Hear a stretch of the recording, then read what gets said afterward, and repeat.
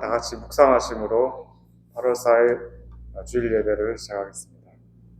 온 땅이여 여호와께 노래하며 그의 구원을 날마다 선포할지어다.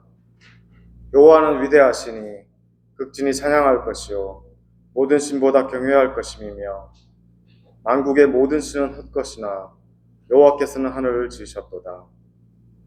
독생자를 세상에 보내셔서 죄인들 구원하여 주신 하나님, 그 은혜로 하나님의 백성된 저희가 노래하며 즐거운 소리를 바라며 손뼉을 치고 춤을 추며 예배의 자리로 나아갑니다.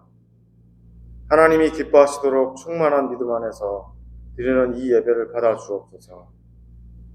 낙심한 자들에게는 용기를 더하여 주시고 몸과 마음이 병든 자들에게는 강건함을 주시며 지치고 피곤한 자들에게는 평안과 안식을 주옵소서. 예수님의 이름으로 기원하옵나이다. 아멘.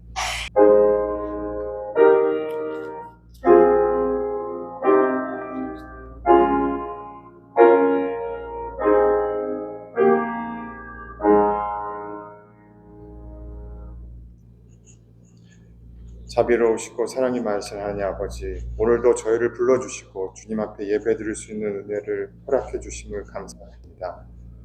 주님의 임재 가운데 우리의 마음과 영혼을 새롭게 하여 주시고 온전히 주님만을 바라보며 경배드릴 수 있도록 인도하여 주옵소서. 이 시간 우리의 삶 속에서 주님의 뜻을 온전히 따르지 못하고 연약함과 죄 가운데 있었던 지난 날을 회개합니다. 하나님의 자비와 사랑으로 우리의 죄를 용서하여 주시고 주님의 은혜로 새롭게 되기를 간구합니다. 우리 마음을 정결케 하시고 더욱 사랑하며 섬기는 우리 되게 도와주시옵소서.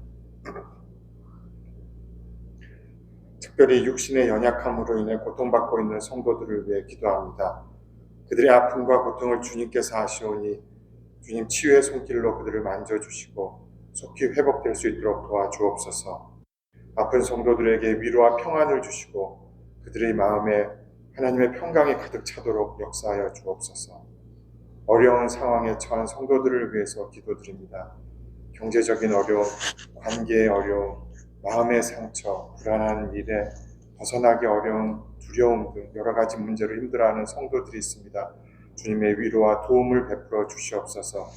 주님의 사랑과 은혜로 그들을 붙들어 주시고 모든 어려움을 이겨낼 수 있는 담대함과 지혜를 허락하여 주옵소서. 또한 교회가 서로 돌보며 사랑으로 섬기며 어려운 이웃을 돕는 공동체가 되게 도와주시옵소서. 우리 네브라스카 링컨 한인교회를 위해 기도합니다. 주님의 사랑과 은혜가 이 교회 가운데 넘치게 하시고 모든 성도들이 한마음으로 주님의 뜻을 이루어가게 하옵소서. 교회의 리더십에게 지혜와 능력을 더하여 주시고 성도들이 주님의 말씀 안에서 성장하며 사랑으로 하나 되는 공동체 되게 하여 주옵소서. 오늘 예배를 위하여 기도합니다. 이 예배 가운데 성령께서 임재하여 주셔서 은혜가 가득한 예배가 되게 축복하여 주옵소서. 오늘 선포되는 하나님의 말씀이 능력이 있게 하시며 우리가 그 말씀을 잘 알아듣고 마음이 움직이고 새 힘을 얻을 수 있게 하옵소서. 주님의 은혜와 사랑에 감사드리며 이 모든 말씀을 우리 주 예수 그리스도의 이름으로 기도드립니다. 오늘 저희에게 주신 하나님 말씀은 이사야 50장 4절로 9절까지 말씀입니다.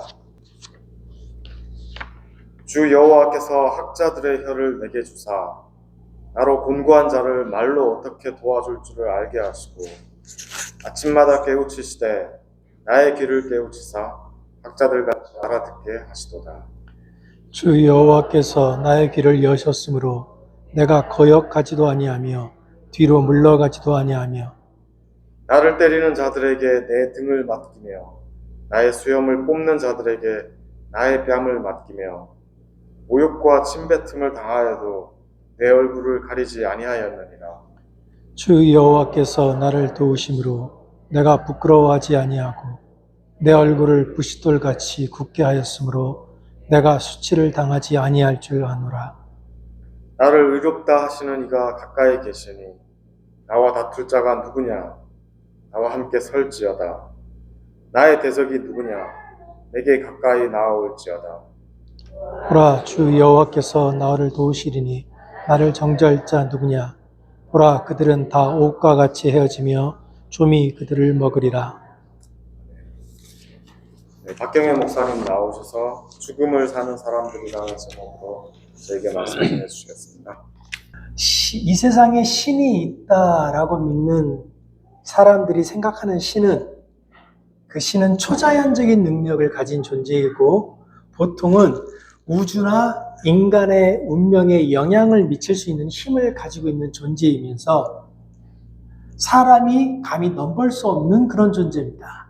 그러나 우리가 신에 대해서 그렇게 생각을 할지라도 각자가 살아온 문화, 각자의 종교, 그리고 철학적 관점에 따라서 신에 대한 다양한 정의가 존재하게 됩니다. 예를 들면 기독교가 말하는 하나님은 전지하고 전능하고 전제하는 존재로서 세상을 창조하신 분입니다. 기독교가 말하는 하나님은 사랑, 정의, 자비의 근원이며 인간과 개인적인 관계, 인격적인 관계를 맺고 싶어하는 그런 하나님입니다. 반면 이슬람의 하나님인 알라는 유일신으로 모든 것의 창조자이며 동시에 지배자입니다. 알라는 절대적이고 불변하는 존재로서 인간에게는 그 불변하고 절대적인 존재인 알라를 숭배할 의무가 있습니다. 힌두교는 브라흐만이라고 하는 궁극적 실제에서 파생된 다양한 형태의 성격을 지닌 신들이 있습니다. 그러나 엄밀하게 말해서 힌두교에서 말하는 신은 신이 아닙니다. 그건 철학적 사고의 결과물들입니다.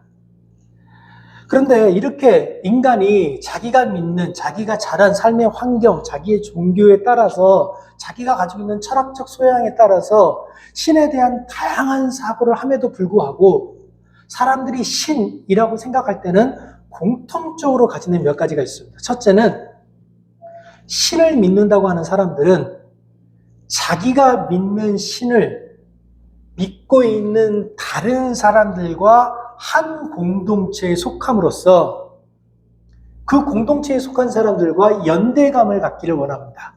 우리가 교회에 모여서 매주 주일 11시에 예배를 드리면서 우리가 한 교회의 교인이다 라고 하는 의식을 고향에 가는 것과 마찬가지입니다.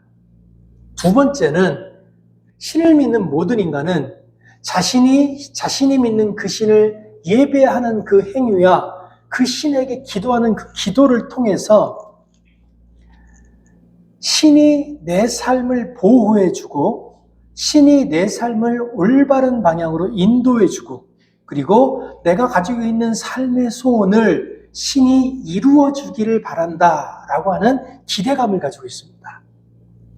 그리고 세 번째는 이게 모든 종교의 가장 궁극적인 목적 중에 하나일 것 같은데 신의 도움으로 죽음 이후의 불확실한 삶에 대한 어떤 보장, 보험으로서의 신을 만나기를 원한다고 하는 겁니다.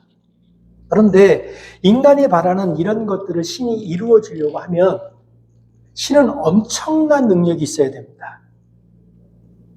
신은 자신을 믿는 사람들의 운명에 영향력을 끼칠 수 있는 능력이 있어야 하고 그 능력이 있을 때에만 비로소 신으로서의 지위를 누릴 수 있게 되는 겁니다. 이런 권능의 측면에서만 본다면 기독교의 신도 일반 여타 다른 종류의 신들과 다를 바가 없습니다. 단 하나, 기독교의 신이 여타 다른 종교의 신들과 구별되는 지점은 딱 한 가지입니다. 기독교의 신은 자신을 믿는 사람들에게 자신의 힘을 바탕으로 한 복종, 굴종을 요구하지 않는다고 하는 겁니다. 기독교의 신은 때로는 강력하고 힘 있는 존재로 사람들 앞에 나타나지만 신이 인간과 교제하기 위해서 자신의 모습을 드러냈을 때 기독교의 신의 모습은 고난받는 신이었습니다. 약하고 무능한 신이었습니다. 기독교의 신은 인간을 통제함으로써가 아니라 인간과 교제함으로 자신의 신적 지위를 찾고자 했습니다.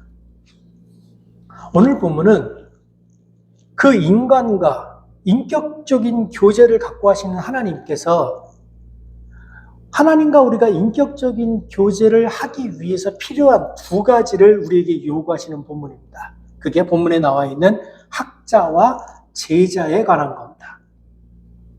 주 여호와께서 학자들의 혀로 내게 주사 나로 곤고한 자를 말로 어떻게 도와줄 줄을 알게 하셨다. 이 학자라고 하는 단어가 히브리에서 리무드입니다. 리무드는 히브리어 남성 복수 동사인 명사인 리무딤에서 파생된 형용사인데 그 뜻이 교훈을 받은 제자, 학식 있는 가르침을 받는 이라는 뜻이 있습니다.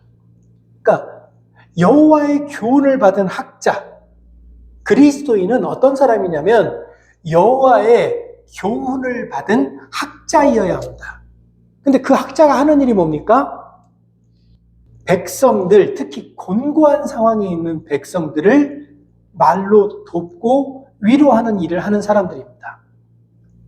반면에 4절 후반에 보면 학자의 사명을 또 다르게 표현합니다.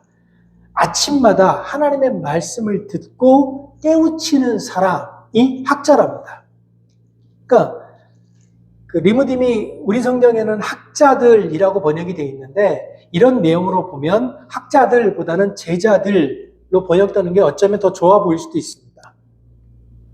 5장 4절에 나오는 이 학자와 제자라는 이 단어를 통해서 우리는 그리스도의 사명이 뭔지를 발견할 수 있는 겁니다.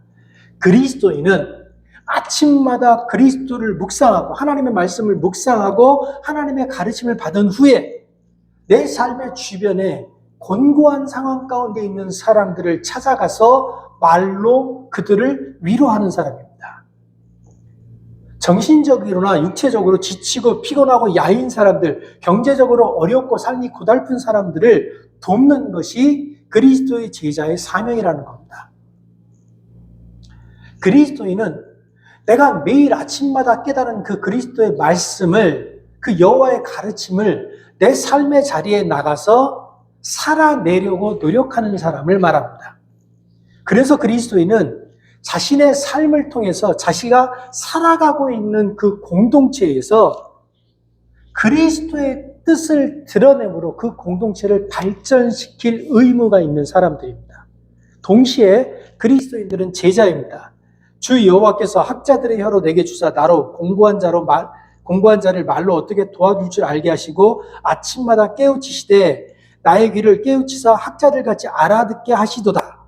주 여호와께서 나의 귀를 여셨으므로 내가 거역하지도 아니하며 뒤로 물러가지도 아니하고 지혜로운 혀를 주셨대요. 그리스도께서, 하나님께서, 여호와께서 우리에게 지혜로운 혀를 주셔서 그 혀를 통해 사람들을 위로하게 하셨답니다. 그런데 이 본문에 나와 있는 중요한 말이 있어요. 이 본문에 나와 있는 말을, 그 의미를 깨달으면 우리가 꼭 생각해야 되는 게 경청이라고 하는 말입니다. 보세요. 깨어 귀를 열게 하사. 깨어서 귀를 열게 하사.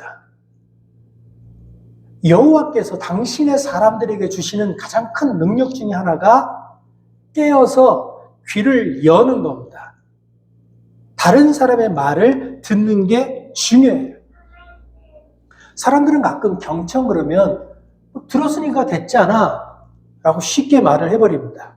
그런데 우리가 일상생활에서 내가 저 사람의 말을 듣고 있다라고 하는 그 일상적인 의미에서 들음은 경청이 아닙니다. 부부나 친구가 이야기를 하다가 서로 넌 왜 내가 말할 때 안 들어? 라고 짜증을 낼 때가 있어요.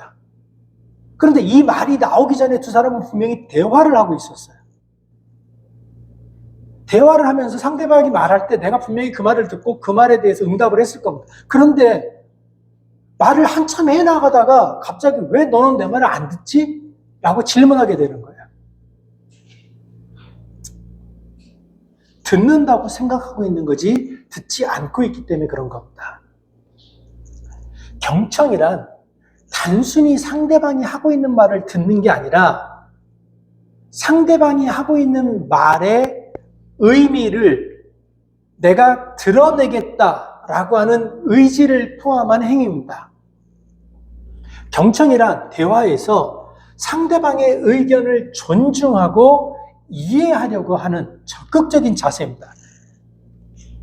또 경청은 단순하게 듣는 행위를 넘어서 상대방의 어려움이나 필요를 이해하고 그에 맞는 말로 위로하려는 적극적인 행동입니다.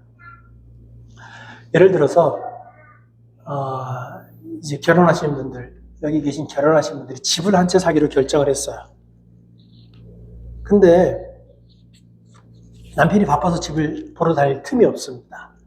그래서 아내에게 부탁을 했겠죠. 그래서 아내가 이제 집을 사러 돌아다닙니다. 혼자 다닐 수 없으니까 집 소개시키는 사람이랑 같이 돌아다녔겠죠. 한참 이 집도 살펴보고 저 집도 살펴보고 하루 종일 집을 서너 채 살펴보고 왔어요. 그리고 저녁에 남편이 퇴근해서 집에 왔습니다. 집에 오자마자 부인이 그 남편을 딱 붙들고 집 보러 다닌 이야기를 시작합니다.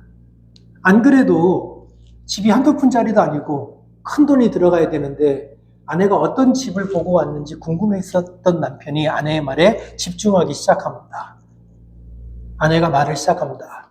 아침 10시에 그 이른 아침에 내가 업자를 만나서 링컨 동쪽에 있는 주택을 구경하러 갔는데 집이 너무 예쁘고 주변 환경이 너무 마음에 들어. 남편이 묻습니다. 아, 그래? 그럼 그 집 사는 거야? 근데 그 말이 끝나자마자 부인이 이렇게 말합니다. 아니, 그 집이 너무 예쁘고 환경이 너무 좋은데 그 집이 부엌이 좁아서 안 돼. 남편이 한숨을 쉬죠. 남편의 한숨이 끝나기도 전에 부인이 말을 이어갑니다. 그래서 그 집에서 약 30분 떨어진 동네에 있는 집을 보러 갔어. 근데 30분 떨어진 거리인데 중간에 교통사고가 나가지고 1시간 넘게 걸렸어. 그 집에 도착했을 때 이미 몸도 지치고 마음도 지치고 막 짜증이 한참 올라왔어. 그러면서 말이 조금씩 옆으로 새기 시작합니다. 듣고 있던 남편이 부인의 말을 딱 자릅니다. 그리고 말합니다. 그래서 집은 어떻게 됐는데? 그러자 부인이 다시 말합니다. 그 집 부엌이 참 예뻐. 정원도 예쁘고 주변 환경이 참 좋더라. 그래서 남편이 활짝 웃으면서 다시 묻습니다. 그래? 그럼 그 집 사는 거야? 부인이 말합니다. 아니, 그 집은 부엌도 좋고 정원도 예쁘고 주변 환경도 다 좋은데 방들이 너무 작아. 그 남편이 한숨을 푹 쉬면서 묻습니다. 그래서 어떻게 할 건데? 그래서 어떤 집을 살라고? 그랬더니 다시 부인이 말을 합니다. 두 번째 집을 보고 나서 너무 힘들어가지고 부동산 업자랑 카페에 갔어요. 커피 한 잔 마시면서 쉬면서 좀 얘기를 하려고 갔는데 여보 그거 알아? 그 사람이 세상에 은평구에 살던 사람이래? 놀랍지 않아? 이 넓은 미국 땅에서 나랑 한 동네 사는 사람을 만났네? 그래서 반가워가지고 라고 얘기가 막 장황해지려고 하는 거예요.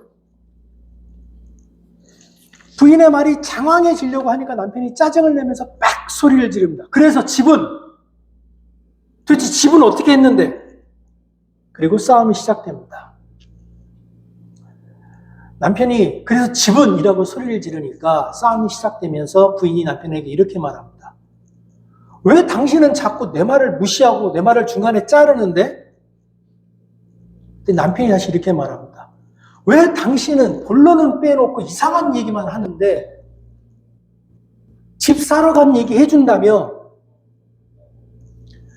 이 두 사람이 집에 관한 얘기를 시작하는 순간부터 싸우기까지 두 사람은 분명히 서로의 이야기를 듣고 있었습니다.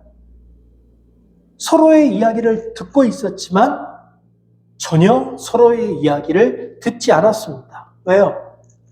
부인이 지금 첫 번째 집, 두 번째 집, 세 번째 집 카페에서 힘들어서 커피 마셨던 얘기를 왜 합니까? 부인이 하고 싶은 얘기가 뭐예요? 나 오늘 힘들었어요. 그럼 남편이 무슨 얘기를 해주면 돼요? 아이고, 고생했네. 고생했겠네. 내가 같이 갔어야 되는데 미안해. 물론 그런다고 끝나진 않아요. 그러나 어쨌든 그 이야기가 듣고 싶은 거예요. 근데 남편이 듣고 싶은 얘기는 뭐예요? 집을 사기로 했느냐 안 했느냐예요. 그러면 부인이 집에 돌아와서 남편이 집은? 이라고 물어볼 때 어떻게 대답해 줘야 돼요? 기들려 네 번째 집을 샀거든. 근데 그 전에 첫 번째, 두 번째, 세 번째가 있어. 그러니까 결국은 샀으니까 다른 염려하지 마 라고 말을 해주면 듣는 사람도 첫 번째, 두 번째, 세 번째는 딴 생각하다가 네 번째 집중해서 듣겠죠. 그럼 싸울 일이 없어요. 그런데 우리는 상대방의 말을 듣고 있다고 생각하지만 실제로는 전혀 듣지 않는 거예요. 왜요?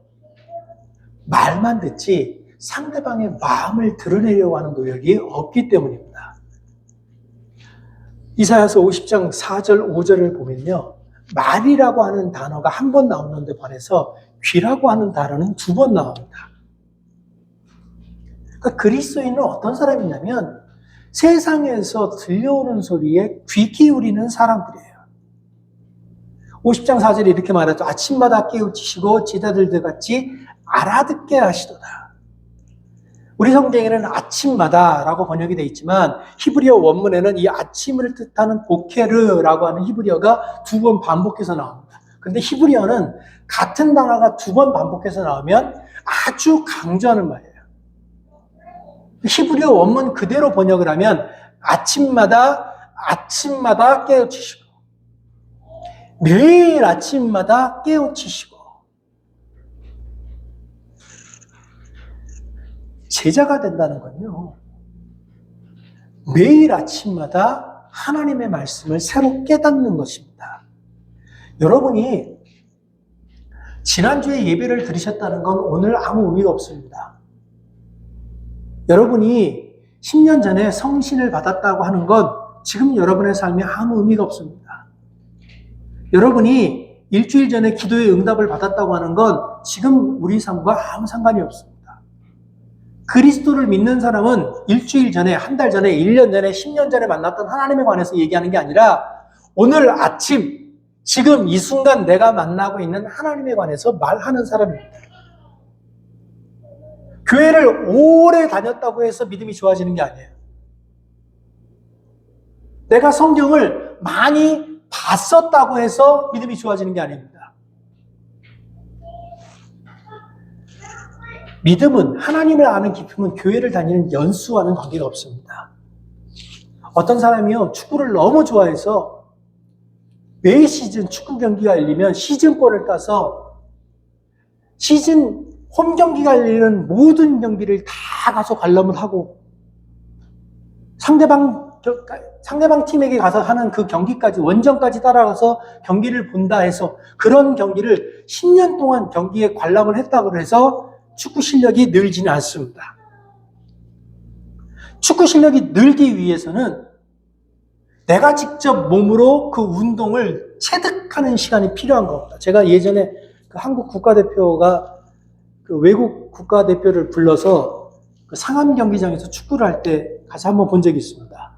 근데 이제 박주영이라고 하는 선수가 한참 열심히 뛸 때인데 그 박주영 선수가 그 종교적인 문제와 이러저러 문제로 한참 욕을 먹고 있을 때예요. 제 뒤에 고딩들, 남자애들 한 서너 명이 앉았어요. 근데 얘들이 몸풀 때부터 박주영 욕을 시작을 하는 거예요. 근데 그 어린애들이 계속 저 새끼는 볼도 못 차. 저 새끼는 뭐 어때? 저 새끼는 뭐, 근데 제 귀에 그게 계속 들리니까 막 제가 이제 짜증이 막 올라갔는데 축구가 한참 진행이 될 때예요. 제 아내가 저한테 하는 말이 있습니다. 제가요, 입으로는 호날두보다 잘 참다, 축구를. 잘 봐요. 근데 그날도 이제 경기가 진행이 되는데 박주영 선수가 이렇게 뛰는데 박주영 선수의 특징이 공간을 잘 찾아 들어가는 거예요. 근데 같은 편 선수가 공간에 가 있는 그 선수를 봐주지 못하면 그게 무의미한 행동이 자꾸 돼요. 근데 제 뒤에도 자꾸 얘들이 저 새끼는 자꾸 이상한 데 가 있어. 저 새끼 저거 또 기도만 하겠지만 이런 소리만 막 하는 거예요. 제가 막 보다가 빵 하고 터졌어요. 축구를 보다 말고. 제가 보다 말고 일어나갖고 뒤를 봤습니다. 그리고 애들한테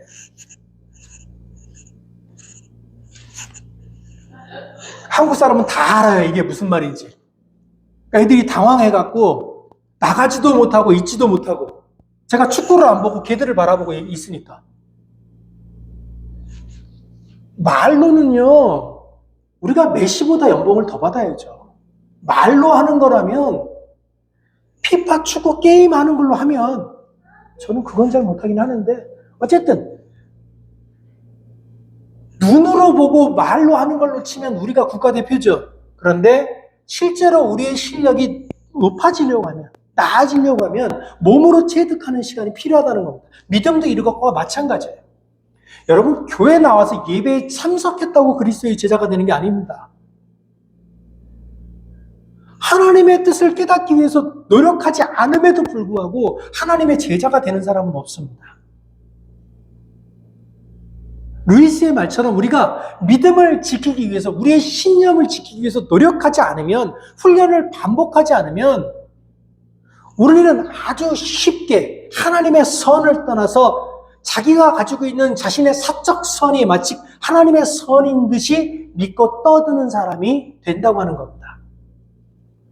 나를 때리는 자들에게 내 등을 맡기며 나의 수염을 뽑는 자들에게 나의 뺨을 맡기며 모욕과 침뱉음을 당하여도 내 얼굴을 가리지 아니하였느니라. 하나님의 뜻을 따른다고 하는 건 모욕과 수치가 함께하는 길입니다. 왜냐하면 하나님의 길과 세상의 길이 다르기 때문입니다. 그럼에도 불구하고 많은 교회들이 세상이 걷고 있는 그 길을 걸으면서 세상이 원하는 성공을 바랍니다. 하나님의 바름과 선, 하나님의 의와 길을 추구하고 자기를 쳐서 복종시켜 하나님의 은혜를 구하지 않는다면 큰 교회와 많은 교인을 통해서 세력을 키우고자 하는 교회는 세상의 종교와 다르지 않으니 그리 대단한 것이 아닙니다. 현대교회는 사람들 안에 있는 하나님의 형상은 보지 못하고 그저 인종, 출신으로 모든 것을 판단하니 그것으로 인해 교회는 또한 대단할 것도 없는 종교가 되어버렸습니다. 기독교는 힘을 추구하는 종교가 아닙니다. 기독교는 세력을 추구하는 종교가 아닙니다. 기독교는 명예를 갈망하는 공동체가 아닙니다. 기독교는 언제나 하나님의 은혜, 하나님의 도우심을 바라는 종교입니다. 그래서 이사야가 반복합니다. 주 여호와께서 나를 도우시고 내가 부끄러워하지 아니하고 내 얼굴을 부싯돌같이 굳게 하였으므로 내가 수치를 당하지 아니할 줄 아노라. 보라, 주 여호와께서 나를 도우시리니 나를 정죄할 자 누구냐? 보라, 그들은 다 옷과 같이 헤어지며 좀이 그들을 먹으리라.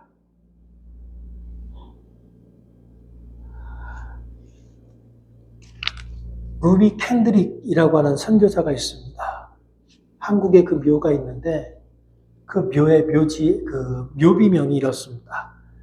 만일 내게 천의 생명이 있다 하더라도 나는 그 생명을 조선을 위해 바치리라. 루비 캔드릭은 1883년 1월 28일 그 타일러 캔드릭과 케이트 바렛 캔드릭 사이에서 태어났습니다. 루비가 4살 때 어머니가 돌아가시고 캔드릭과 그 두 자매는 아버지와 두 자매 레이클 클리프 부인과 함께 엘렌 캔드릭과 함께 살게 됐습니다. 그리고 1903년 플레이너 고등학교를 졸업하고 나서 루비 캔드릭은 선교사가 되고 싶어 했어요. 그래서 미주리주 캔자스시티에 있는 스칼릿 성경 및 훈련학교에서 2년 동안 공부를 했습니다. 졸업 후에 텍사스주 테럴에 있는 노스 텍사스 트레이닝 스쿨에서 성경 교사로 1년간 근무를 하고 교회에서 목사 보조로 활동했습니다. 이 1년간 왜 이런 활동을 했냐면 바로 선교사로 가고 싶어 했는데 나이가 차지 않아서 선교사로 가지 못했던 거예요.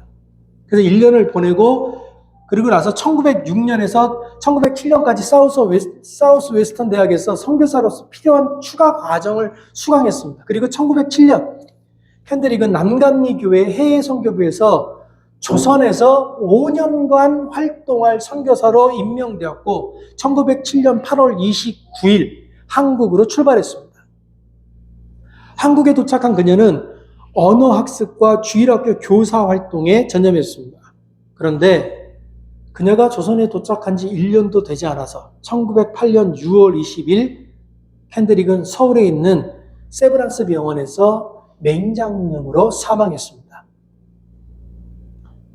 1년도 사역하지 못하고 와서 언어를 배우는 그 과정에 있던 그녀가 죽으면서 나를 내 본국으로 보내지 말고 여기 조선에 묻어달라. 그래서 조선에 묻으면서 그녀의 소원대로 묘비명을 써준 겁니다. 내게 1000개의 목숨이 있다면 그 모든 것을 한국에 조선에 바칠 것이다.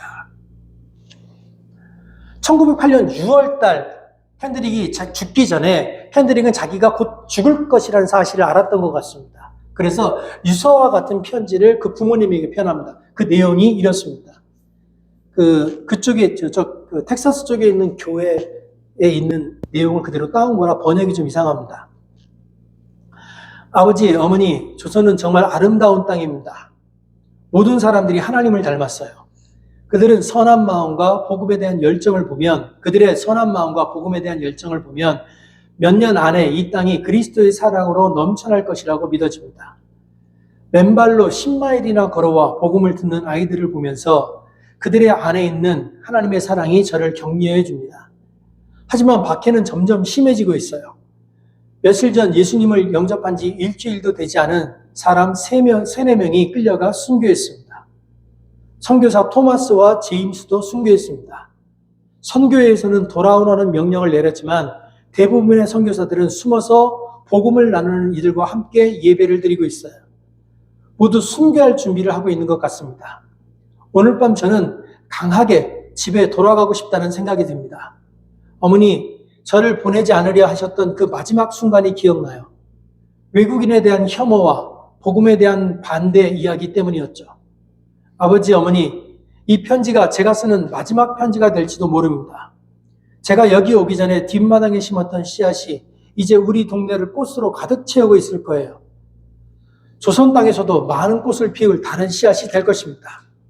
이 땅에 제 마음을 묻겠습니다. 제가 가진 조선에 대한 열정이 제 것이 아니라 하나님께서 조선에 대해 가지신 열정임을 깨달았습니다. 어머니, 아버지, 사랑합니다. 루이 캔드릭은요, 선교사로 와서 1년 만에 맹장염으로 죽었습니다. 다른 선교사들처럼 순교를 한 게 아닙니다. 맹장염으로 죽었습니다. 루이 캔드릭의 1년 선교를 보면 와서 한글을 배우고 사람들을 만나다 맹장염으로 죽은 것이 전부입니다. 그런데 그 아무것도 아닌 것 같은 그녀의 죽음에 수많은 사람들이 영향을 받았습니다. 캔드릭은 죽기 전에 자신을 파송한 선교회에 편지를 보냈습니다. 그리고 이것으로 10명이건 20명이건 50명이건 선교사를 보내달라라는 편지를 보냈고, 마침 그녀의 편지가 돌고 돌아 그 선교회에 도착했을 때는 선교회가 다 모여서, 전국에 있던 그 단체가 모여서 선교회를 진행하고 있을 때였습니다. 캔드릭이 그렇게 죽었다는 소식과 그 편지를 읽자 그때 수많은 사람들이 선교사로 지원했습니다. 약 20명의 청년이 내가 선교사로 나가겠다라고 지원을 했는데 그 20명 중 12명이 조선의 선교사로 왔고 다른 8명은 아프리카 지역으로 파송되었습니다. 뭘 대단한 걸 했습니까? 뭘 엄청난 걸 했습니까? 무슨 큰 헌신을 했습니까? 무슨 큰 봉사를 했습니까? 와서 죽었습니다. 그게 다입니다. 그 죽음도 순교가 아니고 맹장염이었습니다. 그러나 그의 죽음은 그 후로 많은 사람들에게 힘을 갖기 시작했습니다. 그리스도의 제자는 세상에 대단한 것을 보여주는 사람이 아닙니다. 그리스도인은 세상에 하나님의 사람이 어떻게 자신의 죽음을 살아내는지를 보여주는 사람입니다. 그리스도인은 부단히 하나님의 말씀을 깨닫기 위해서 노력하고 하나님의 마음으로 세상의 소리에 귀를 기울이고 학자의 혀로 세상을 위로하는 사람입니다. 제자의 귀로 부지런히 하나님의 말씀을 듣고 배우고 깨우칠 수 있기를 바랍니다. 세상에서 들려지는 작은 소리 하나, 작은 자의 소리 하나 소홀히 여기지 마시고 귀 기울여 들으시고 하나님의 말씀을 배우고 깨우칠 수 있기를 바랍니다. 우리 앞에 놓여있는 고난을 두려워하지 마시고 담대하게 주님께 받은 사명을 향해서 전진할 수 있기를 바랍니다. 그래서 세상에 우리는 이렇게 죽어간다. 이것이 우리의 죽음이다. 라고 말할 수 있기 바랍니다. 기도하겠습니다.